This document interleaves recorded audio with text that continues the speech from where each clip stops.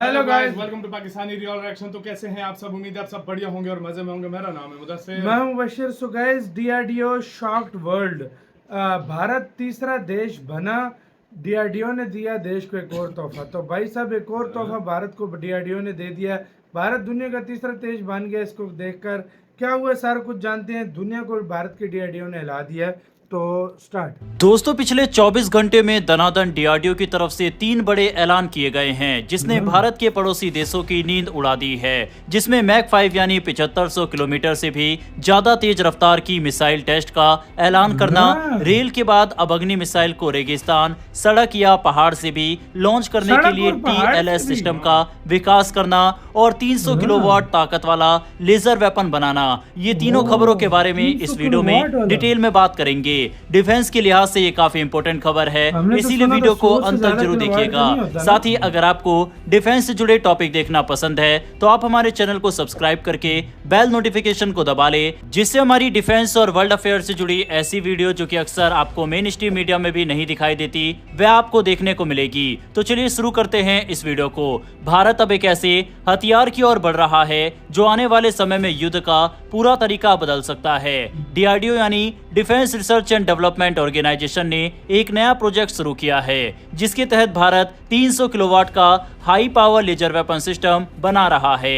यह एक ऐसी तकनीक है जो हवा में उड़ते ड्रोन, मिसाइल या किसी भी दुश्मन के हवाई खतरे को कुछ ही सेकंड में खत्म कर सकती है। यह हथियार भारत के लिए गेम चेंजर साबित हो सकता है, खासकर तब जब सीमाओं पर छोटे, कम दिखने वाले ड्रोन लगातार चुनौती बनते जा रहे हैं। इस प्रोजेक्ट पर काम डीआरडीओ की लैब चेस यानी centre for high energy system and sciences कर रही है। हाल ही में चेस ने रिक्वेस्ट फॉर इंफॉर्मेशन जारी की है, यानी उन तकनीकी कंपनियों को आमंत्रित किया है जो इस सिस्टम के विकास में मदद कर सके। इस पूरे सिस्टम का सबसे अहम हिस्सा है बीम कंट्रोल सिस्टम यानी BCS, जिसे लेजर हथियार का दिमाग कहा जा सकता है। इसका काम है लेजर बीम को सटीक तरीके से टारगेट पर फोकस करना, उसे ट्रैक करना और बदलते वातावरण के बावजूद निशाना नहीं चूकना। वहीं इस सिस्टम में 50 से 70 सेंटीमीटर के बड़े टेलीस्कोप का इस्तेमाल किया जाएगा जो लेजर बीम को बहुत दूर तक भेज सकेगा। इसमें अडेप्टिव ऑप्टिक्स टेक्नोलॉजी भी होगी जो हवा में होने वाले बदलाव या गर्मी से पैदा होने वाली गड़बड़ियों को ठीक करके बीम को स्थिर रखेगी। इससे सिस्टम किसी भी दूरी पर सटीकता से निशाना लगा सकेगा, चाहे मौसम जैसा भी हो। इस लेजर सिस्टम में एक पेरिस्कोपिक हेड भी होगा जो लेजर बीम को अलग अलग दिशाओं में घुमा सकेगा।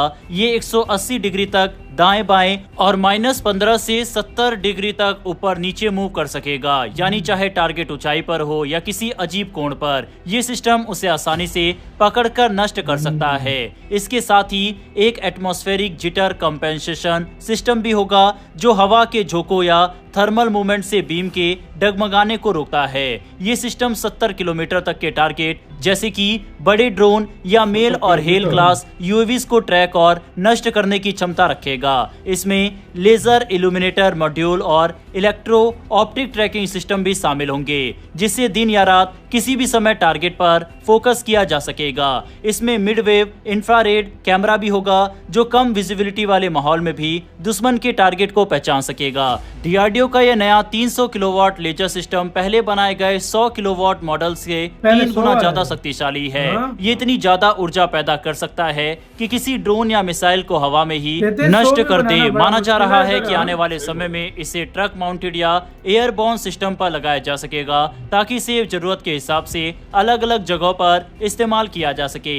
रिपोर्ट्स के अनुसार इस प्रोजेक्ट के फील्ड ट्रायल साल 2027 या 2028 तक शुरू हो सकते हैं। ये भारत की एंटी ड्रोन और एयर डिफेंस क्षमता को बहुत आगे लेकर जाएगा। चलिए अब बात करते हैं अग्नि मिसाइल के लिए डीआरडीओ की तरफ से बनाए जा रहे नए लॉन्चिंग प्लेटफॉर्म के बारे में। भारत ने हाल ही में अपनी मिसाइल क्षमता में एक और बड़ी छलांग लगाई थी। 24 सितंबर को उड़ीसा के तट से अग्नि प्राइम मिसाइल का रेल लॉन्च सफलतापूर्वक किया गया था। ये टेस्ट भारत के लिए बेहद खास था। वहीं अब डीआरडीओ यानी defence research and development organisation इसी दिशा में अगला बड़ा कदम उठा रहा है, यानी अपने खुद के ट्रांसपोर्टर इरेक्टर लॉन्चर्स यानी TLS बनाने की दिशा में। यह TELS भारत की अग्नि मिसाइल सीरीज के लिए तैयार किया जा रहा है ताकि मिसाइलों को सड़क, पहाड़ या रेगिस्तान जैसे कठिन जगहों से भी तुरंत लॉन्च किया जा सके।